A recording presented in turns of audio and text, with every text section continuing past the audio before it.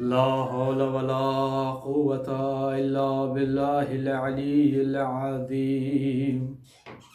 أعوذ بالله السميع العليم من الشيطان اللعين الرجيم. بسم الله الرحمن الرحيم. الحمد لله رب العالمين. الصلاة والسلام على أشرف الأنبياء والمرسلين سيدنا ونبينا وشفيع ذنوبنا مولانا بالقاسم محمد وآلہ الطیبین الطاہرین المعصومین المنتجبین المنتخبین. اما بعد، قال اللہ تبارک و تعالی فی القرآن الحکیم واصدق الصادقین وقولہ الحق. بسم اللہ الرحمن الرحیم. حسین منی وعنا من الحسین صلوات اللہم صلی علی محمد وآل محمد. عزیزان محترم، ماتمداران سید الشہداء اور مولا کے چاہنے والے، ایام عزا کا سلسلہ شروع ہو چکا ہے. ہر گھر میں فرش عزا بچھ چکی ہے. محرم کا چاند نمودار ہو گیا. آج پہلی محرم الحمدللہ نجف اشرف سے لے کر ایران اور ایران سے لے کے سیریا اور تمام ممالک میں فرش غم بچھ چکا ہے. کل جو چاند رات ہوئی اس میں بھی کربلا معلی، نجف اشرف اور دیگر مقدسات میں پرچم کشائی کا منظر ہوا. اس لیے کہ دنیا والوں کو بتایا جائے کہ جیسے ہی چاند نمودار ہوتا ہے فرش غم اور ایک آواز بلند ہوتی ہے جسے لبیک یا حسین کی آواز کہتے ہیں. عزیزان محترم، یہ فرش عزا کا بچھانا اور یہ ماتم کرنا اور ان جیسے اور کام، جس طریقے سے سبیلیں لگانا وغیرہ وغیرہ، یہ ہمارے صرف اور صرف شیعان حیدر کرار میں نہیں ہیں، بلکہ اور دوسری قومیں ان چیزوں کو انجام دیتی ہیں. عزیزان محترم، اس سال 2020 میں جو یہ منظر ہو رہا ہے کرونا وبا کی وجہ سے، سب سے پہلے تو پروردگار اس وبا کو جلد از جلد نابود ہو جائے، تاکہ ہم پہلی طریقے سے، کیونکہ جس طریقے سے یہ خبریں ہم تک پہنچی ہیں کہ کچھ جگہ پر تو یہی ہے کہ ہونا ہی نہیں ہے مجلس و ماتم، اور کچھ جگہ پر یہ ہے کہ صرف 5 نفر ہوں گے وہ امام بارگاہ میں مجلس و ماتم کریں گے. یہ ایک ہمارے لیے، جسے ہم کہا جائے کہ یہ ہمارے لیے درس بھی ہے، کیونکہ کل تک ہمارے کچھ نوجوان کے لیے ایک میں میسیج دینا چاہتا ہوں جن کو آج یہ تکلیف بھی ہوگی، اور بے شک یہ تکلیف ہر ایک انسان کو ہے، ہر ایک ذاکر کو ہے، ہر ایک عالم دین کو ہے. اور سب سے بڑی تکلیف ہے اس متولی کو جب یہ اعلان کرتا تھا کہ جتنی جلدی ہو سکیں امام بارگاہ میں آ جاؤ، عنقریب مجلس عزا شروع ہونے والی ہے. ہمارے پاس یہ عقیدہ ہے کہ جیسے ہی فرش عزا بچھتی ہے فوراً جناب سیدہ فاطمہ زہرا سلام اللہ علیہا آ جاتی ہیں. لیکن ہم ہیں کہ جو شیطان کے وسوسوں میں رہتے ہیں اور ہمیشہ باہر رہتے ہیں کہ جب مولانا یا ذاکر یا خطیب منبر پر جائے اور جب وہ خطبہ پڑھے، خطبے کے بعد فضائل پڑھے، فضائل کے بعد جب جیسے ہی وہ مصائب پر آئیں تب ہم مجلس کے اندر داخل ہوں، تب ہم امام بارگاہ میں انٹر ہوں. لیکن آج ہمیں یہ محسوس ہو رہا ہے کہ واقعاً جو ایک ایک مجلس ہم نے چھوڑی ہے آج اس کی یاد آ رہی ہے. ہم نے جو ایک ایک مجلسیں ہمارے اعتبار سے جو چھٹ گئی ہیں، آج وہ ہمیں ہر مجلس سے یاد آ رہی ہیں کہ کاش کہ ہم اس مجلس میں پہلے سے بیٹھے ہوتے. لیکن آج دیکھیے، جو آنا چاہتے ہیں لیکن گورنمنٹ ہے جو آپ کو اجازت نہیں دے رہی ہے کہ آپ فرش عزا پر بیٹھ جائیں.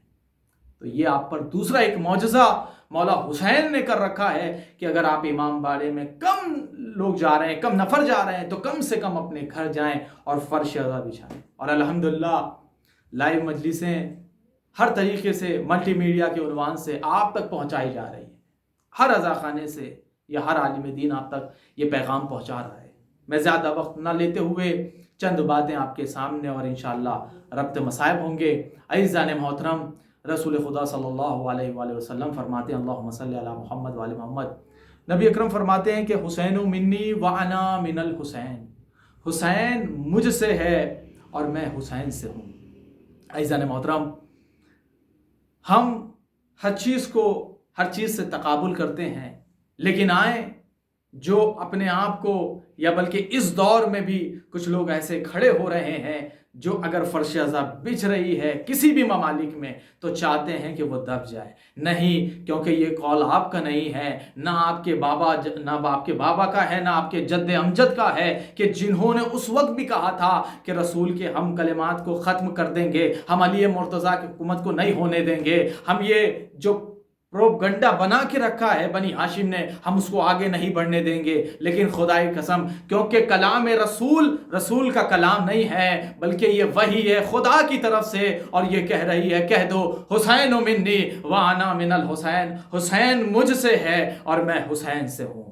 تو عزیزان محترم، صرف رسول کا کہنا یہ نہیں تھا کہ اس وقت یہ کہنا نہیں تھا مکہ مدینہ میں کہ حسین مجھ سے ہے اور میں حسین سے ہوں، بلکہ یہ تا قیامت تک رہے گا، حسین منی وانا من الحسین، حسین مجھ سے ہے اور میں حسین سے ہوں. ایک صلوات پڑھ دیں محمد وآل محمد، اللہم صلی علی محمد وآل. تو عزیزان محترم، یہ آج کے دن میں یہ جو پہلی محرم ہے، ہمیں اس پر توجہ دینی ہے، غور و فکر کرنا ہے کہ اس پہلی محرم سے لے کر عشر عاشور تک، اور عشر عاشور سے لے کر ہم جو مسلسل 2 مہینہ اور 8 دن مسلسل یہ جو مجلس عزا کا سلسلہ برقرار رکھتے ہیں، ہم کیا کرتے ہیں؟ ہمارے لباس تبدیل ہو جاتے ہیں، ہماری جو خواہشات ہوتی ہیں وہ ختم ہو جاتی ہیں. ہم چاہتے ہیں کہ اچھی غذائیں کھائیں لیکن وہ ختم ہو جاتی ہیں. ہم چاہتے ہیں کہ کچھ اچھے کپڑے پہنیں، وہ ختم ہو جاتے ہیں. کیوں؟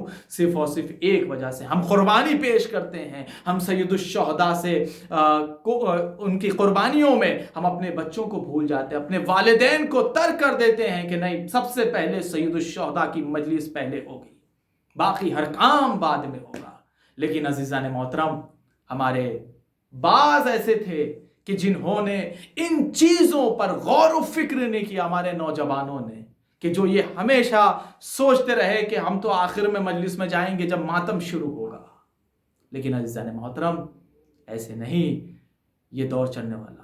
ہم پر جو جناب سیدہ نے جو کہا ہے، کیا کہا ہے؟ ایک جملہ، جب جناب جبرائیل ایک پیغام دینے آئے تھے، اس وقت جناب سیدہ نے روتے ہوئے پوچھا تھا کہ بابا کون ہوں گے جو میرے لال پر روئیں گے. عزیزان محترم، بس میرے موضوع پہ میں چند باتیں آپ کے سامنے پیش کرنا چاہتا ہوں. سب سے زیادہ اگر ایام عزا کے سلسلے سے اور امام حسین علیہ السلام کے جو زیارت پہ جانے کی کتنی برکات ہے، سب سے زیادہ ہمارے اور آپ کے چھٹے امام جعفر صادق علیہ السلام نے بیان فرمائی ہے. آئیے امام کے زمانے کا ایک چھوٹا سا واقعہ میں آپ کے سامنے پیش کرتا ہوں، اور اس کے بعد چند باتیں اور ختم دعا انشاءاللہ ہوگی. امام جعفر صادق علیہ السلام کا ایک معجزے کہ جو ملا جعمنی لکھتے ہیں کہ ایک شخص نے امام جعفر صادق سے پوچھا کہ ایک شخص امام جعفر صادق کے پاس آیا اور آنے کے بعد پوچھتا ہے کہ مولا جناب ابراہیم جو 4 جانوروں کو، ایک شخص یعنی امام اس مدینے میں بیٹھے ہیں، کچھ مولا کے چاہنے والے تھے، ان میں سے کچھ ان کے بھی چاہنے والے تھے جو دور سے آئے تھے، اور انہوں نے یہ سوال پیش کیا کہ مولا جناب ابراہیم نے جو 4 جانوروں کو زندہ کیا تھا تو وہ جانور پرندے تھے یا مختلف اجناس کے تھے؟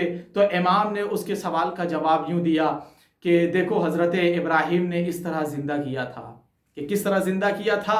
کہ آپ نے سب کو ایک جگہ جمع کیا اور فرمایا، حضرت ابراہیم نے آواز دی کہ طاؤس یہاں آؤ، غراب یہاں آؤ، اور باز یہاں اور کبوتر یہاں آؤ. اور جناب ابراہیم نے ان کو آواز دی اور آواز دینے کے بعد وہ سب ایک جگہ جمع ہو گئے. تو جناب ابراہیم نے ان کو حکم دیا کہ تم سب مر جاؤ. وہ سب مر گئے اور مرنے کے بعد پھر جناب ابراہیم نے حکم دیا کہ دوبارہ زندہ ہو. وہ سب دوبارہ زندہ ہوئے. تو جناب ابراہیم نے جب زندہ کیا تو امام نے فرمایا کہ یہ نبی اللہ جناب ابراہیم تھے. توجہ فرمائیے, یہ نبی اللہ جناب ابراہیم تھے جو زندہ کیا تھا. امام فرماتے ہیں کہ اب میری طرف دیکھو. اور جیسے امام سارے صحابہ نے امام کی طرف دیکھا اور ایک بار امام نے آواز دی. ابھی یہ جملہ امام بیان فرما رہے تھے کہ جب جناب ابراہیم نے کہا تھا طاؤس یہاں پر آؤ, غراب یہاں پر آؤ, باز یہاں پر آؤ, یہ تو صرف بیان دیا تھا. لیکن امام نے ارشاد فرمایا کہ امام آواز دے رہے ہیں طاؤس یہاں ہو, غراب یہاں ہو, باز یہاں ہو, کبوتر یہاں ہو. جب یہ تمام پرندے حضرت کے پاس آ گئے, آپ نے حکم دیا ان پرندوں کو اور ذبح کر کے ان کے گوشت کے ٹکڑے ٹکڑے الگ کر دو. ایک صحابی کو بلایا اور بلانے کے بعد کہا کہ میرے قریب آؤ. وہ صحابی قریب آیا اور آنے کے بعد کہا کہ لو یہ باز کو بھی لے لو, یہ پرندے کو بھی لے لو. ابھی یہاں پر جناب ابراہیم ہیں جو یہ کہہ رہے ہیں کہ تم مر جاؤ, لیکن امام کا دیکھیے کیا مرحلہ ہے. وہ نبی تھے, یہ امام ہے. بس فرق بتانا چاہتا ہوں عزیزان محترم. جیسے امام نے فرمایا ایک کبوتر یہاں ہو, باز یہاں ہو, اور ایک کو کہا جاؤ چھری لے کے آؤ. وہ صحابی چھری لے کر آیا اور کہا ان کے ٹکڑے ٹکڑے اور ان کے گوشتوں کو ٹکڑا جب کر دو تو ان کو مخلوط کر دو, اور مخلوط کرنے کے بعد ایک جگہ جمع کر دو, اور کرنے کے بعد ان کو آزاد کر دو, ایک جگہ پر جا کر ان کو ہٹا رکھ دو. عزیزان محترم, ابھی یہ کرنا ہی تھا کہ سر کو ہاتھ میں لیا اور ایک ایک کو آواز دے رہے ہیں. کہ کیا ہوا, عجیب مرحلہ ہے. جب ذبح کرنا چاہا, سب کو ٹکڑوں کو جب ذبح کر دیا تو امام نے کہا کہ ان کے سروں کو لایا جائے. جب ان کے سروں کو لایا گیا تو جیسے ہی ایک جگہ ان کے سروں کو رکھا گیا, اور رکھنے کے بعد اب امام نے ہر ایک سر کو کہا اے صحابی ان کے سر کو اٹھاؤ. اب جیسے ہی باز کے سر کو اٹھایا, اور اٹھانے کے بعد کہا کہ جاؤ آواز دو. اب جیسے ہی امام نے باز کو آواز دی, فوراً جو ٹکڑوں میں بٹے ہوئے باز, جو ہر صحابی نے وہاں یہ منظر دیکھا, بہت سے لوگ تھے جو اس منظر کو دیکھ رہے تھے. اب جیسے ہی ان ٹکڑوں کو امام نے الگ الگ کیا اور کرنے کے بعد کہا تھا صحابی سے کہ جاؤ تم دور کی طرف لے جاؤ. اور جب یہ دور لے گئے, اب امام نے باز کی گردن کو بلند کیا اور کرنے کے بعد اس کے سر کو لیا, اور کرنے کے بعد ایک آواز دی کہ باز میرے قریب آؤ. وہ دوڑتا ہوا, اس کے پورے اعضاء جو بدن کے تھے وہ ایک جگہ جمع ہوئے, اور جمع ہونے کے بعد اس کے گردن سے متوسط ہو گئے, ایک اتصال ہو گیا. عزیزان محترم, اس طرح ایک ایک غراب کو آواز دی, باز کو آواز دی, غراب کو آواز دی, طاؤس کو آواز دی. جب یہ سارے ایک جگہ جمع ہو گئے, اب سارے کے سارے پریشان ہو گئے کہ ماجرا کیا ہے. امام نے فرمایا وہ نبی تھے جو آواز دے رہے تھے, یہ میں تمہارا امام ہوں جو جعفر صادق ہوں. تمہیں چاہتے ہو کہ معجزہ کیا ہے, ہم معجزہ چاہیں تو کتنے بھی دکھا سکتے ہیں, لیکن ہمارا فعل جو پہلے کا فعل تھا وہی دوسرے کا فعل ہے, جو دوسرے کا فعل تھا وہی آخر کا فعل ہے. یعنی جملہ بدل کر کہوں کہ نبی اللہ نے جو کہا تھا اولنا محمد, اوسطنا محمد, آخرنا محمد, ہم کل کے کل محمد ہیں. اب یہ یاد رکھیے گا کہ جیسے امام علی نے امام حسین کے بارے میں فرمایا, وہی امام حسن نے فرمایا, وہی امام حسین نے فرمایا, وہی زین العابدین نے فرمایا, وہی محمد باقر نے فرمایا, وہی جعفر صادق نے فرمایا. یعنی کہنے کا مقصد یہ ہے کہ جو نبی اللہ فرمائے وہ اولنا محمد ہے, یہ اوسطنا محمد ہے, وہ آخرنا محمد ہے. نبی کہتے گئے اولنا محمد, اوسطنا محمد, ہم کل کے کل محمد ہیں. یعنی یہ جو بات مسلمان آج تک پریشان ہیں کہ یہ نبی اللہ نے نہیں کہی, یہ انہوں نے نہیں کی, یہ فلاں نے انجام نہیں دی, لیکن ان سے بات سے جھگڑا نہیں ہے. بس بات ہمیں یہی کہنا ہے, چاہے وہ امام حسین کا لفظ ہو, چاہے وہ کلمہ جعفر صادق کا ہو, چاہے وہ گفتگو امام رضا کی ہو, کہ امام حسین کے جانے پر اتنا ثواب ہے, امام جانے پر اتنا ثواب ہے. اب یہ کسی کو اعتراض نہیں ہونا چاہیے کہ وہ کیوں, کہ کسی اور نے نہیں بلکہ انہوں نے کہا یہ میرے جد نے فرمایا. امام جعفر صادق فرماتے ہیں میرے جد نے فرمایا کہ اگر کوئی ایک قدم کہے تو اس کو حج کا ثواب ہے, اگر ایک قدم آگے بڑھائے تو عمرے کا ثواب ہے, اگر ذریعے کے قریب آ جائے اور اسے چھو لے تو وہ جہنم کی جو آگ ہے وہ اس سے ختم ہو جاتی ہے. یعنی اس کا مطلب یہ ہوا کہ جو پہلے نے انجام دیا تھا وہی دوسرے نے انجام دیا, جو دوسرے نے کہا تھا وہ آخری محمد نے کہا. اس لیے نبی نے فرمایا تھا اول مکہ و مدینہ میں فرمایا تھا اولنا محمد اوسطنا محمد وکلنا محمد، ہم سب کے سب محمد ہیں. صلوات پڑھ دے محمد و آل محمد اللہم صلی اللہ علیہ وسلم. تو عزیزان محترم، روایت ہے کہ تمام جگہوں پر کوئی بھی امام ہمارے سامنے جو نمونے عمل ہمارے لیے بن کر آئے ہیں، انہوں نے سب یہی فرمایا ہے کہ وہ چاہے پہلے امام نے کہا ہو، مولا کائنات نے الفاظ استعمال کی ہو، یا ہمارے آخری امام حسن عسکری علیہ السلام تک، یا امام زمانہ جو بھی پردہ غیب میں اللہم صلی علی محمد وآل محمد کہ امام کے کچھ اقوال ہیں جو تمام عالم اسلام میں پھیلے ہوئے ہیں. عزیزان محترم، بس اپنی گفتگو کو تمام کرتا ہوا انشاءاللہ دوسری مجلس میں اسی بات سے ہمارے آغاز کلام ہوگا کہ حسین منی وعنا من الحسین کیا ہے. روایت ہے کہ جناب جبرائیل رسول خدا کی خدمت میں آئے. آج پہلی محرم ہے، ہر گھر میں فرش عزا بچ چکی. اللہ اکبر.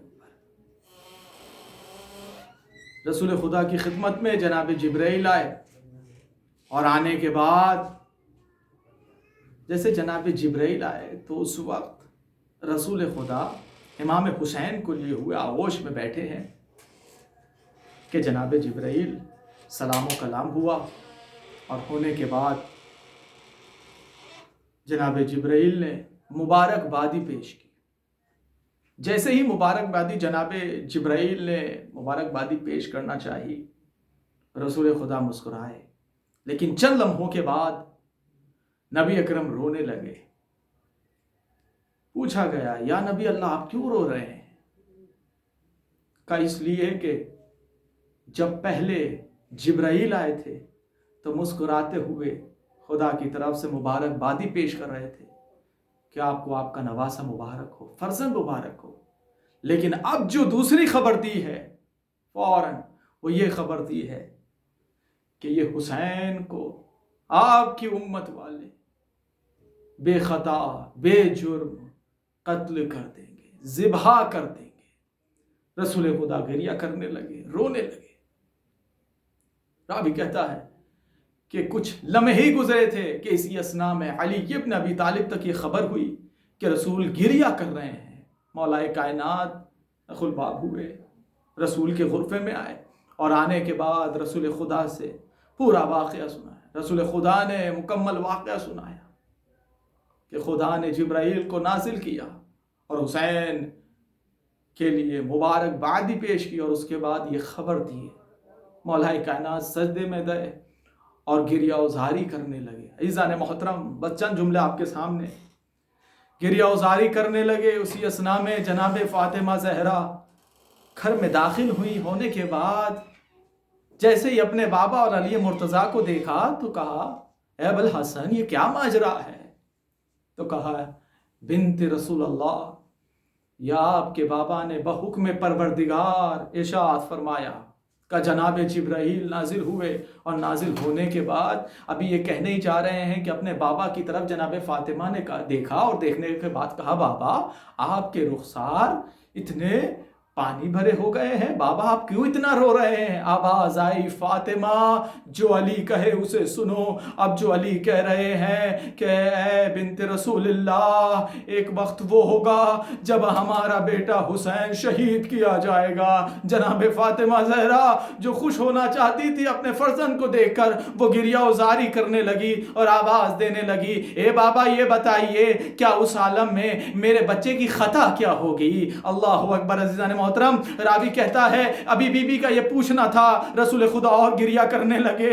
ماجرا صحابیوں تک پہنچا، چاہتے کہ صحابی آئیں، لیکن امیر المومنین نے منع کر دیا کہ فاطمہ ہیں، کوئی داخل نہ ہو. عزیزان محترم، ابھی یہ بیان ہی ہو رہا تھا، امام حسن بھی تشریف فرما تھے. راوی کہتا ہے کہ میں نے دیکھا امام گریہ کر رہے ہیں اور بیان فرما رہے ہیں کہ رسول خدا نے فرمایا اے بیٹی فاطمہ دیکھو جبریل آئے اور کہہ رہے ہیں کہ اس وقت کوئی نہیں ہوگا ہوگا. اے بابا اچھا یہ بتائیے کیا کون میرے بیٹے پر روئے گا؟